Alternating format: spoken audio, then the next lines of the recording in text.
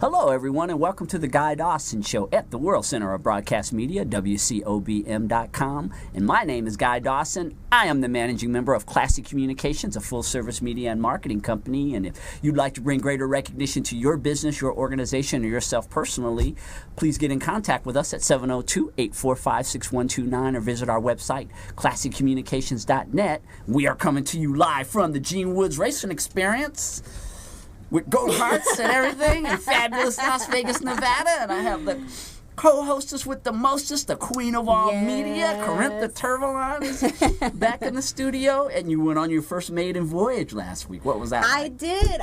I hosted for the first time, I hosted your show, and I had a fabulous time. We had great guests, and I learned lots, and I hope that the viewers did also. Yeah, Corintha looked like she was having so much fun last week interviewing everyone. You did a fantastic job. Thank you, Guy.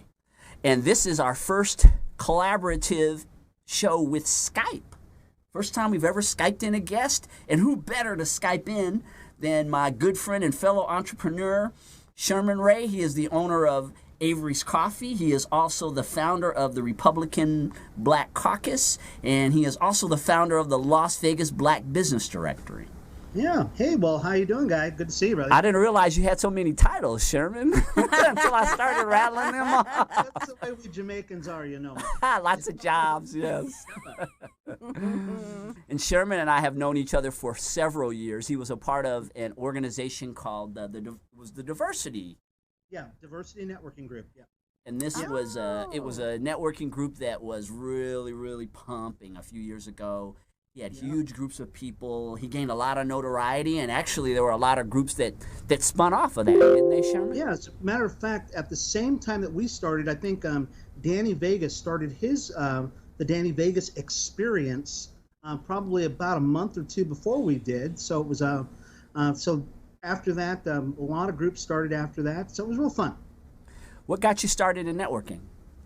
Really just trying to get involved in business. My wife and I, we had tried to join a couple of different groups, and they liked my wife because she had an interior design business, but me, I was an insurance agent at the time, and so they said, well, we got enough insurance agents. And so we kind of said, well, you know what, we need to start our own group because I couldn't find a group that I could join. So we took the best of everybody's group, like a little bit of BNI, a little bit of BizPac, you know, and all those groups, put them all together, and we came up with Diversity Networking Group.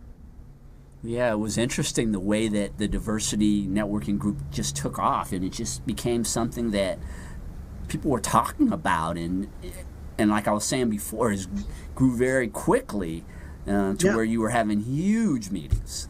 Yeah, as a matter of fact, we had a lot of the city politicians come in, and it'd be funny that later on, 5-6 years later, I would start a political organization. But yeah, we had, Ricky Barlow, we had Steve Wolfson, Stavros Anthony, guys like that. And so people wanted to be a part of the inside track in Las Vegas. That's what was one of the biggest things behind Diversity Networking Group.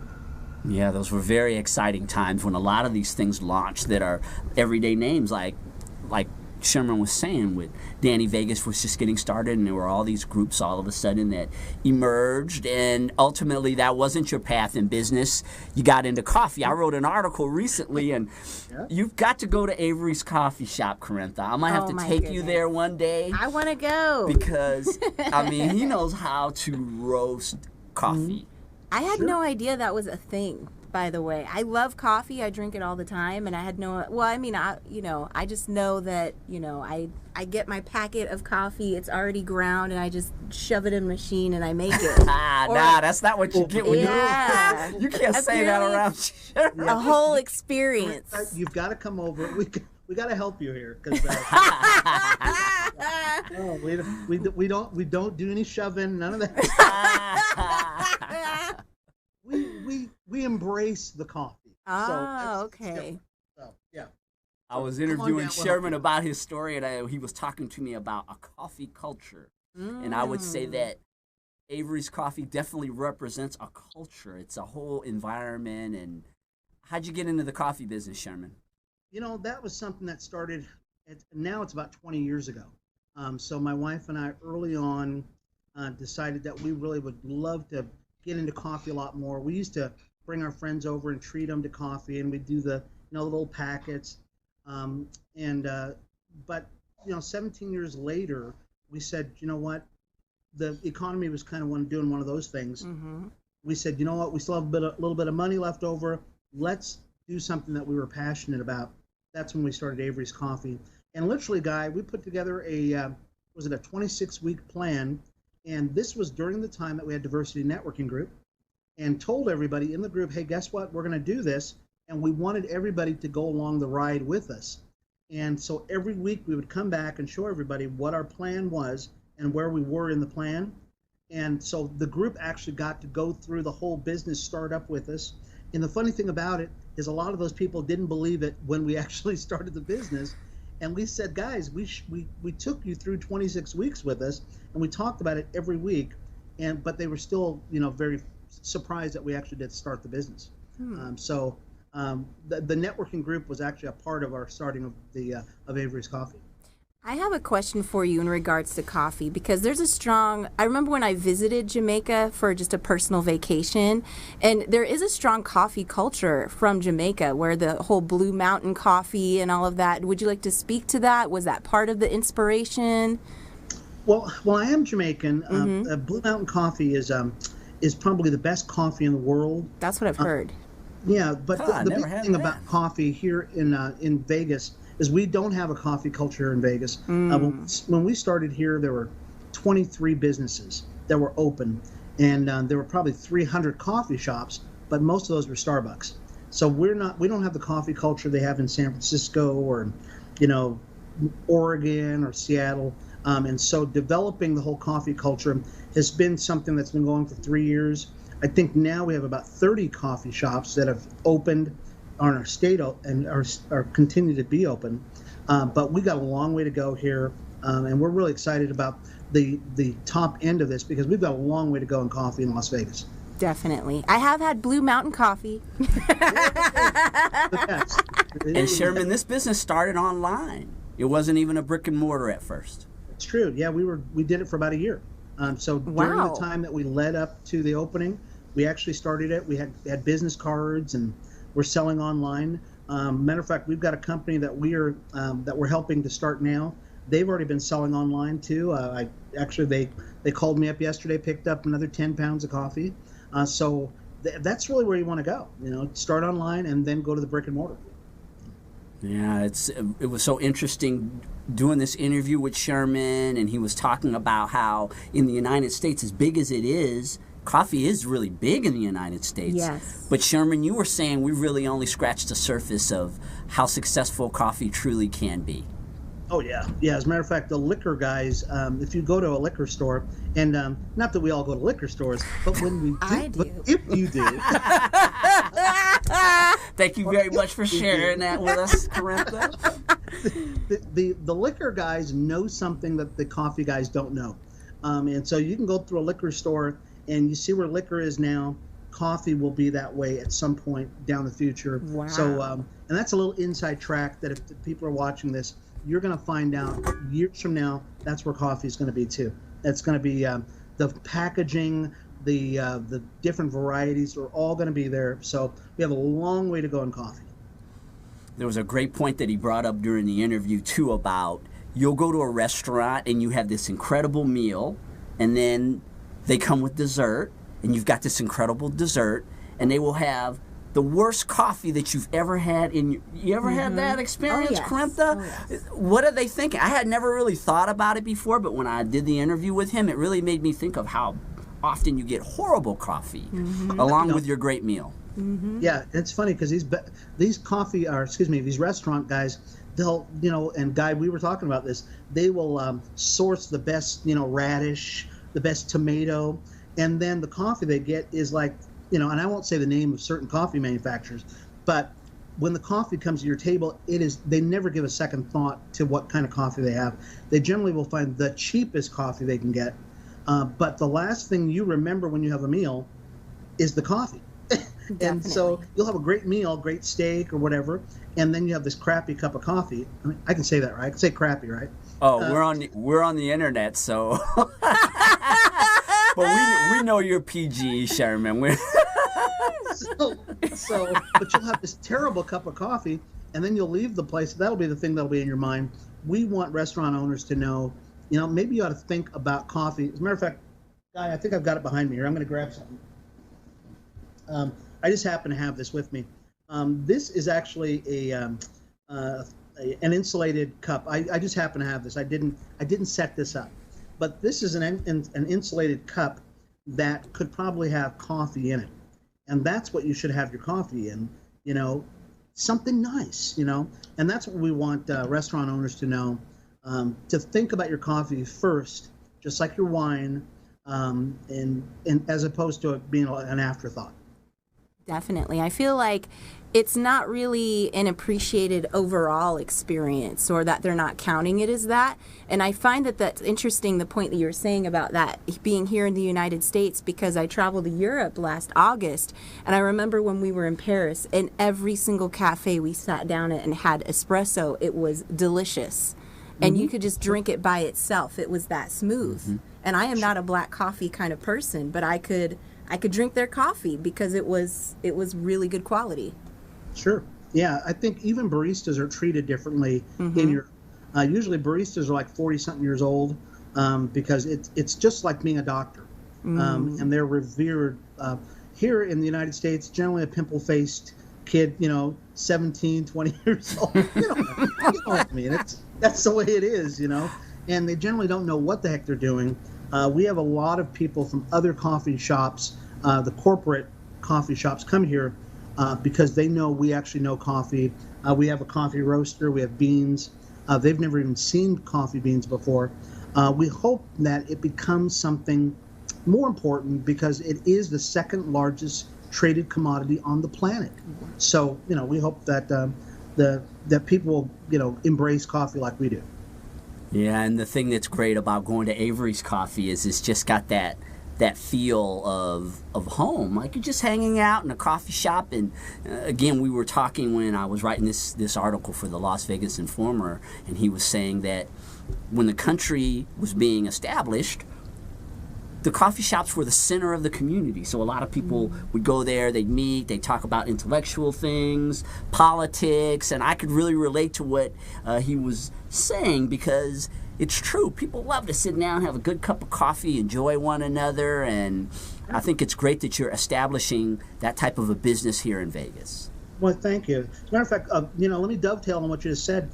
Lloyd's of London, and we all know who they are, a big insurance firm.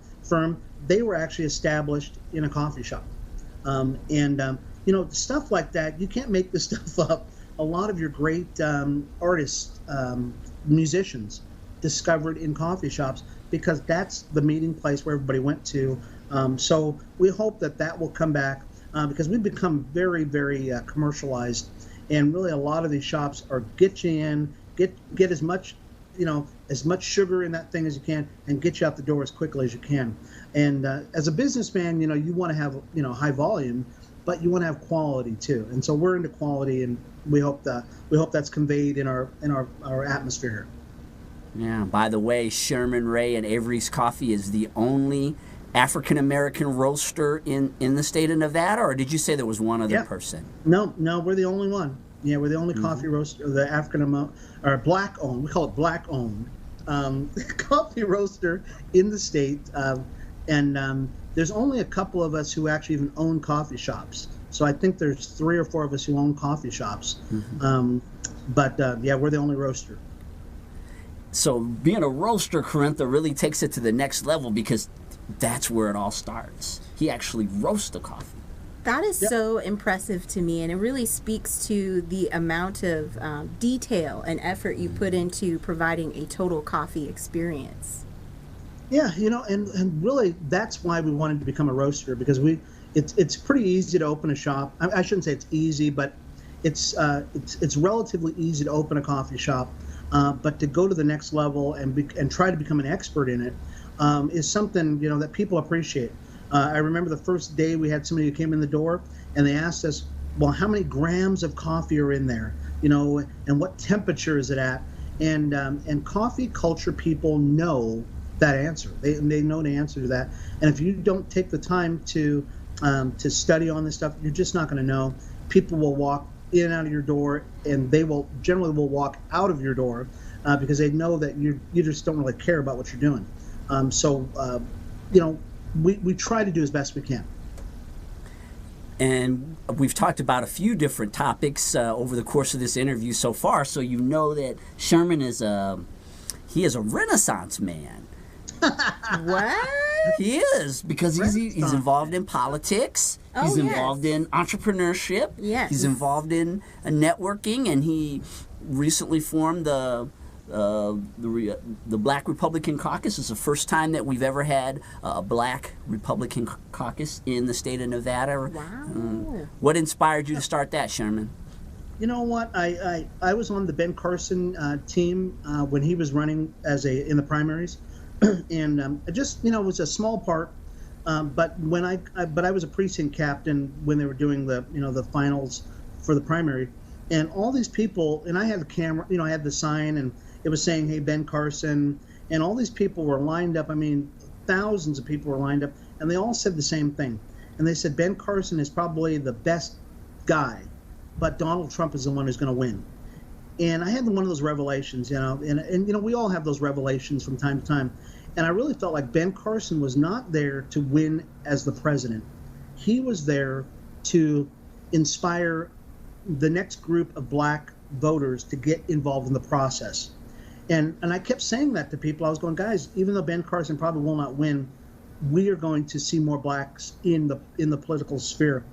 Little did I know that a couple of months later, I would be the one, starting this organization. But that's really what the genesis of it was me working on a campaign. And now we're basically the flavor of the month. The GOP has basically embraced us. We're getting calls from caucuses all over the state, all over the country, who want to be a part of what we're doing, and it's become bigger than I really thought it was ever going to be. I thought this would be a 10-year project that we'd be, my big job, Guy and Krintha, is to look for leaders, and we're finding leaders all over the place in the conservative sphere who are African American. That's cool. Because that's our next generation of business leaders, of civic leaders, and we get to be a part of that. So I'm excited to play a part in that. Yeah, it's really interesting to watch the evolution of this, because I was having a conversation with you, I guess it was in the spring, huh, Sherman? I stopped by with Mary Perry, and we were sitting down and talking about how all of a sudden Sherman had put this together, and I mean, I've heard of caucuses, you hear about that all the time, but you never really get to see someone who actually was instrumental in creating something like that. I always just figure, well, they've always existed. You never really think that somebody actually had to start that, and Sherman is one of those people. So yeah. I have a question for you. I'm versed in politics, but for those of us, what does a caucus actually do? So what does your organization, what does that actually do? Yeah, we set the agenda for what we as a caucus will do. I mean, my whole emphasis, my whole focus is to work on Black business, Black entrepreneurship, and even aside from the political realm, is what is best for us as a people. That's why we started the Las Vegas Black Business Directory, is what is going to be the best thing for business people, and how can we, expose a bigger crowd to that whole thought process. So the caucus is really about that. We add into that the political component, because without having a seat at the table, we just don't really have any power. And so the people we've even brought in who have been liberals, they basically say, hey, we don't have any money, so we have no power. And even the people in the GOP have said the same thing. Yes, you do. We have numbers. Mm-hmm. And this last election cycle really showed that if Black folks had voted in number for Hillary Clinton, she probably would have won. But they didn't. And so that shows really a lot of power. And we can do the same thing within. And I personally believe in the Conservative Party. We can have that same kind of power, that same kind of influence within the GOP. But we need to come together. and just kind of use that power to push forward our agenda, business, education, economics, that kind of thing. Sherman, we're going to take a break, and when we come back, I want to talk more about the Black Business Directory, Las Vegas Black Business Directory, which is on Facebook, and also I want to discuss more of your thoughts on the empowerment of black business ownership. And we have Sherman Ray. He is a philanthropist. Yes. And a Renaissance man, and he is on the Guy Dawson Show today. Stay tuned.